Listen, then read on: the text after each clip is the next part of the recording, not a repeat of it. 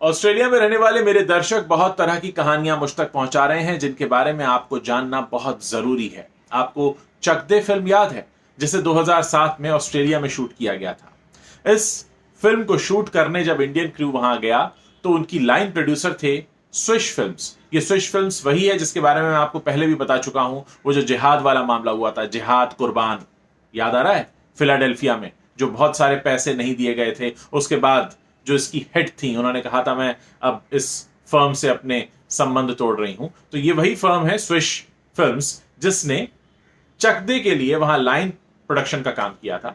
Line producer थी swish films. तो जैसे ही इंडियन क्रू वापस आ गया इंडिया शूटिंग करके खत्म करके, इन्होंने वहां पर एक मुकदमा तैयार किया जिसमें उन्होंने ये कहा कि इंडिया से जो क्रू आया था उसके साथ रेसिज्म हुआ है। और इस मामले को इतना बढ़ा चढ़ाकर पेश किया गया कि वहां से एक बड़ी रकम हर्जाने के तौर पर ली गई, लाखों डॉलर की रकम बतौर हर्जाना, क्योंकि उन्होंने यह साबित कर दिया कि इंडिया से जो क्रू आया था उसके साथ रेसिज्म हुआ। और बाहर के देशों में रेसिज्म को लेकर कानून बहुत कड़े हैं। उन्होंने जैसे ही देखा कि इंडिया से आया क्रू इस बात पर नाराज है कि उनके साथ कुछ भेदभाव हुआ है, वो भेदभाव जानते हैं क्या था? वो भेदभाव ये था कि उनको स्टेडियम में शूट करते वक्त लॉकर नहीं दिए गए थे, उनको कहीं पर लाइन लगानी पड़ी थी। इन सारे मामलों को रेसिज्म का असर बताते हुए एक मोटी रकम बतौर हर्जाना वसूली गई। खैर, आपने हर्जाना तो ले लिया, लेकिन हिंदुस्तान की इमेज खराब हुई कि हिंदुस्तान से क्रू आता है और उसके बाद वहां इतना बवाल होता है।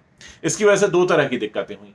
उसके बाद कई सारी इंडियन फिल्म्स को वहां शूटिंग की परमिशन नहीं मिली, क्योंकि एक इमेज ये बन गई कि इंडियंस जब वहां शूट करने आते हैं तो इस तरह का बवाल भी कर सकते हैं कि वो ये कहेंगे कि हमारे साथ रेसिज्म हो रहा है। और उसके करीब 12 साल बाद, यह सब हुआ 2007 में, उसके करीब 12 साल बाद 2019 में शाहरुख खान को इनवाइट किया गया इंडियन फिल्म फेस्टिवल मेलबोर्न में बतौर स्पेशल गेस्ट। और प्रचार यह किया गया कि शाहरुख खान से मिलने जो विक्टोरिया प्रोविंस के प्रीमियर हैं, जिनका दर्जा यहां के मुख्यमंत्री के बराबर होता है, वो मिलने आएंगे। ऐसा प्रचार किया गया, प्रेस को बताया गया ताकि ज्यादा प्रेस आए, ज्यादा मीडिया आए, क्योंकि बाहर के देशों में बॉलीवुड स्टार्स को कवर करने के लिए गोरी मीडिया नहीं आती, विदेशी मीडिया नहीं आती। वो तब आते हैं जब उनके अपने वीवीआईपीज आ रहे हो। तो इस पूरे मामले को ऐसे पब्लिसाइज किया गया कि ये 10th ईयर है। एक तो वो 10th ईयर नहीं था, वो 8th ईयर ही था, लेकिन उसको पब्लिसाइज किया गया कि ये 10th ईयर है और प्रीमियर ऑफ विक्टोरिया आएंगे, शाहरुख खान आ रहे हैं, ऐसा है वैसा है। बहुत सारी मीडिया आ गई। जानते हैं क्या हुआ? प्रीमियर साहब आए ही नहीं, यानी जो विक्टोरिया के प्रीमियर हैं वो आए ही नहीं। जानते हैं क्यों? क्योंकि ऐसा माना जा रहा है कि किसी ने उनके कानों में खबर दे दी थी कि ये वही साहब हैं जो 2007 में बवाल हुआ था, रेसिज्म वाला।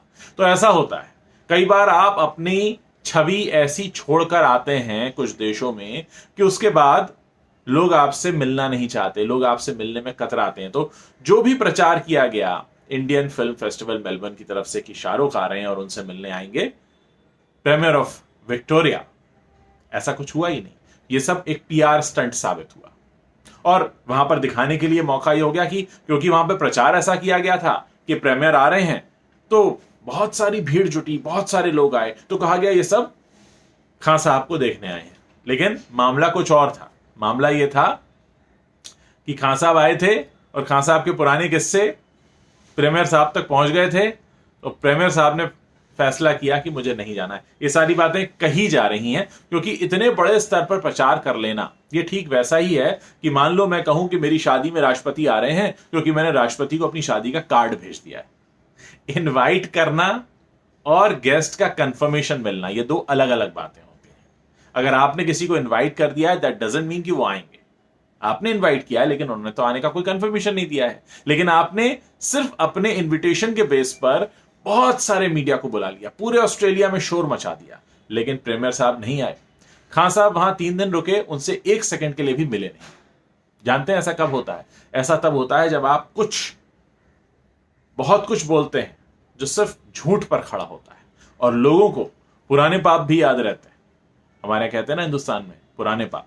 तो 2007 में जो हुआ था, शूट के दौरान, शूट के बाद एक बड़ी रकम वसूली गई थी ये कहकर कि ये तो रेसिज्म हुआ है। उसके बाद आप फिर से आ जाते हैं उसी धरती पर कुछ सेलिब्रेट करने। अगर इतना ही रेसिज्म हुआ था तो फिर क्या जरूरत थी वहां जाने की? और आप गए हैं, इसका मतलब यह है कि रेसिज्म हुआ ही नहीं था। तो ये वो सारी बातें हैं जो आपके लिए जानना बेहद जरूरी है। आप लोग सोच सकते हैं कि तो बहुत पुरानी बात हो गई, लेकिन साहब ये बात कितनी भी पुरानी हो जाए, इसका असर आज भी है। आप वहां के लोगों से पूछिए, वहां के लोगों से अगर आप पूछेंगे, सारी कहानियां मुझे वहां के लोगों ने बताई, जिनके दिलों में अभी भी तस्वीर ताजा है। और आप तो जाकर आ जाते हैं, जो इंडियंस वहां रहते हैं, जो रोज ये सुनते हैं, जिनसे कहा जाता होगा कि देखो तुम्हारे देश से लोग आते हैं और फिर रेसिज्म का आरोप लगाकर हमसे लाखों डॉलर का हर्जाना वसूलते हैं और फिर चले आते हैं। क्या है ये क्यों मजाक बना के रखा हुआ है? ये जो मजाक है, ये तो हमारे देश का भी बन रहा है। बॉलीवुड का तो बन ही रहा है, हमारे देश का भी तो बन रहा है। और हमारे देश के जितने लोग वहां रहते हैं, उनकी सोच पर कितना बुरा असर पड़ता है। ये वो सारी बातें हैं जो आपका जानना बेहद जरूरी है। मैं कुछ लिंक्स भी शेयर कर रहा हूं अपने वीडियो के साथ, ताकि आप पढ़ पाएं कि उस दौरान मीडिया में क्या क्या लिखा गया था और क्या क्या कहा गया।